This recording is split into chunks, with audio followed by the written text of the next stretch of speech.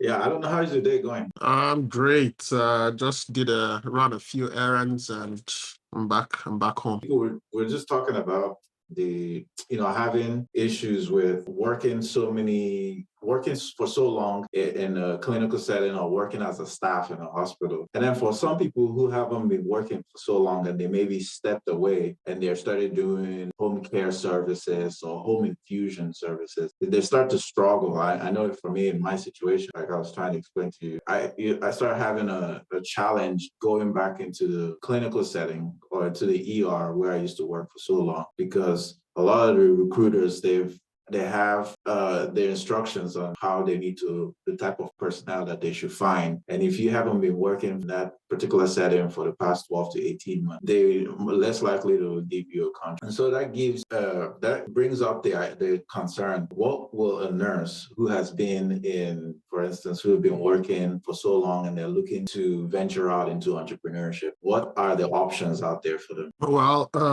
there are so many options out there for nurses who don't want to work a clinical setting, or for nurses who are finding it difficult to go back to practice in the clinical settings. There are so many options out there. So many things that they can do using the skills and the knowledge they already have. One of them is legal nursing. Yeah. So it's one of those ones that nurses using their skills and their knowledge, they help lawyers with litigations that has to do with malpractice, or litigations that has to do with healthcare. So these nurses use their skills, their knowledge, and their experience working as a nurse. They help with that litigation process. That's one good example. Yeah, I mean, I've heard of that. I remember years ago when I did a contract in a hospital in Texas, and one of the staff RNs hospital,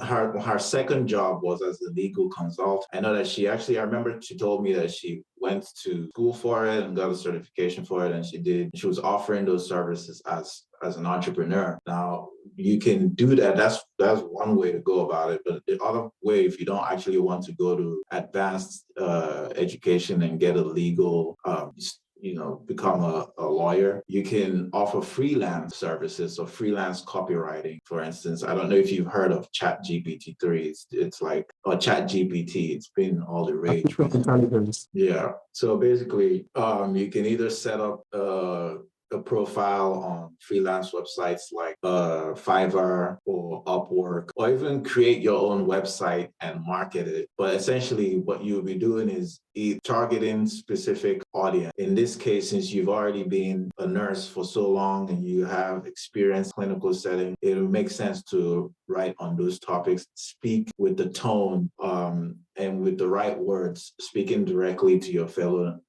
nurses. And you can use artificial intelligence to not necessarily just do the entire work for you, but there's this thing that happens when writers start writing and they're looking at a blank page and all the ideas just go away. But with artificial intelligence, it can help you kind of get that ball rolling. And email newsletter is a huge thing. There's been a lot of people who have generated millions of dollars running an email newsletter. And you basically end up business model is very simple. It's write, grow, sell. Basically, you keep writing, but you have to keep writing and generating this content, targeting specifically to your audience, and then you make it search engine optimized. You promote it on social media. You may need to do a lot of cold emailing to different businesses, B2B, either like hospitals or facilities, or even manufacturers of certain products that are related to the healthcare space. You target those people, target the CMOs or the chief marketing officers of those organizations. You tell them, hey, look, I have a blog that's generating a lot of traffic. Would you like to advertise?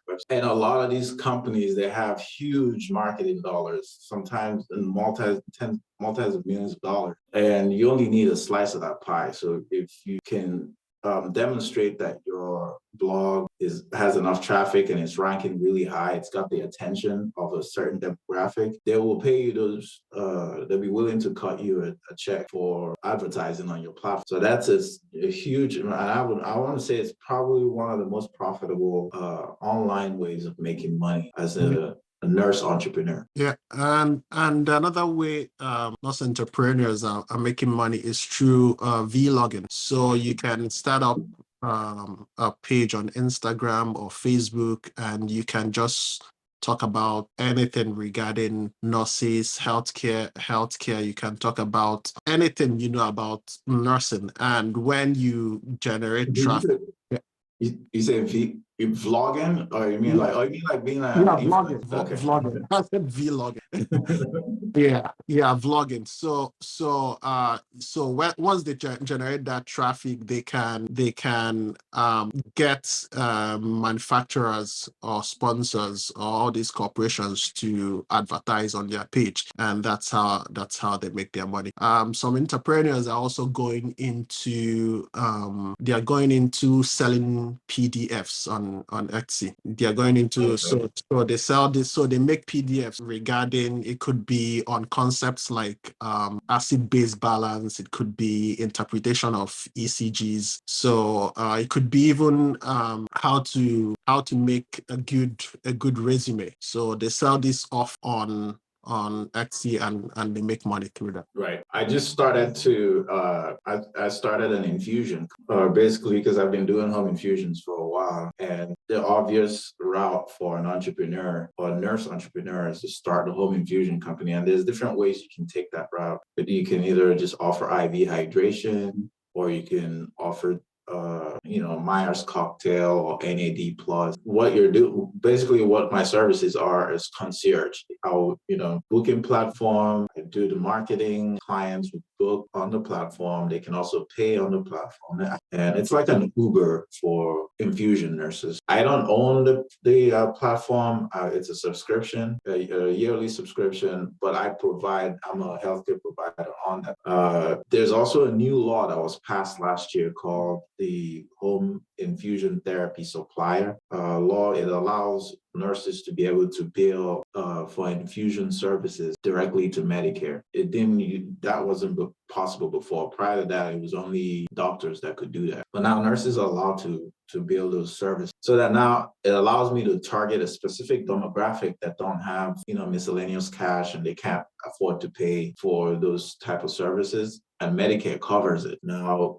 but there's an extra step that's involved in that, which requires a bit of time and accreditation, because part of the being able to bill Medicare, you have to have an accreditation body like JCO, or there's another one that they'll come to your facility and they'll make sure that you're storing your products properly.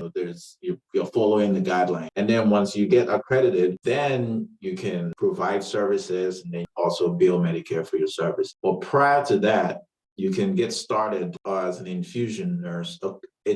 I call it a concierge infusion nurse, where you go to the client, whether it's in their home, office, at the gym, or they can come to you.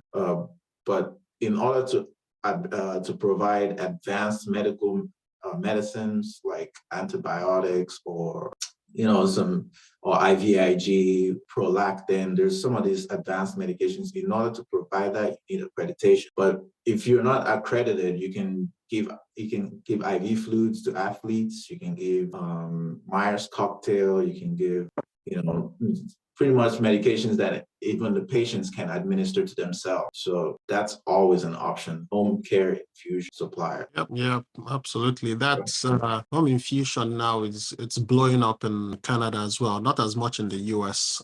We're starting to see a lot of nurses who are just tired of working short in the clinical setting, going to home infusions, and it's really paying off for them. They are making more money. They have more time to themselves. It's less physical for them, so it's a win-win for them. Yeah, I agree. Obviously entrepreneurship is not for everyone. There's a certain mindset that's required to become an entrepreneur. You have to understand that the buck stops at you. You have to be willing to do what, set up your digital marketing and market yourself, schedule. But the upside to it is that there's a lot of flexibility. There's no cap on the income that you can make. You can, scale as big as you want. You can hire more professionals, join your team. So, there's a lot of upside to it. There's a way out if you have been at the bedside or as a staff nurse for so long, and you need more control, more equity in your career. Yeah, there's definitely an option for you. Yeah, Then, you have one more that you want to add? Affiliate marketing too. Affiliate marketing, you can market products on your social media handles. There's a lot now. You've got TikTok that's blowing up. You have your IG, Facebook. So you can you can be an affiliate marketer for different sorts of products out there. So there's a ton of options given the advancement in technology that we have right now and social media. Yeah. So YouTube and Instagram, they're promoting very heavily that 9:16, the straight aspect ratio of the camera. Yeah. And we're promoting those shorts heavily. So Sure. Yeah. if you're capable of if you're dedicated enough to post 3 times a day distribution channel, you can quickly build an audience of a specific niche. In this case, we're talking about nurses, healthcare professionals, or even those types of patients for the product that you're interested in. And then what will happen is, as soon as you build that traffic that you've captured that attention, you open yourself to a lot of opportunities for affiliate marketing deals. I would also recommend to use that opportunity to create an education portfolio. Whether a lot of people get scared of being a teacher or being an educator. The truth is that if you spent a considerable amount of time in your career, you have a lot of knowledge that a layman or someone who's not in that career has. So it's an opportunity to build out a digital product, whether it's an ebook or video series where you're teaching what your knowledge and you're transferring that knowledge. There are a lot of professionals that are in your shoes that want to hear from you. And if it's not just professionals, it's also patients who you can reach. You can leverage social media to reach that audience. Okay, I think that's a good place to stop. If you can you tell people where to find you? Oh, wow. My Instagram handle is Niger_nomadic nurse. Yeah, that's where you can find me. All right, we do. Thanks. We'll talk again. Thanks for having me.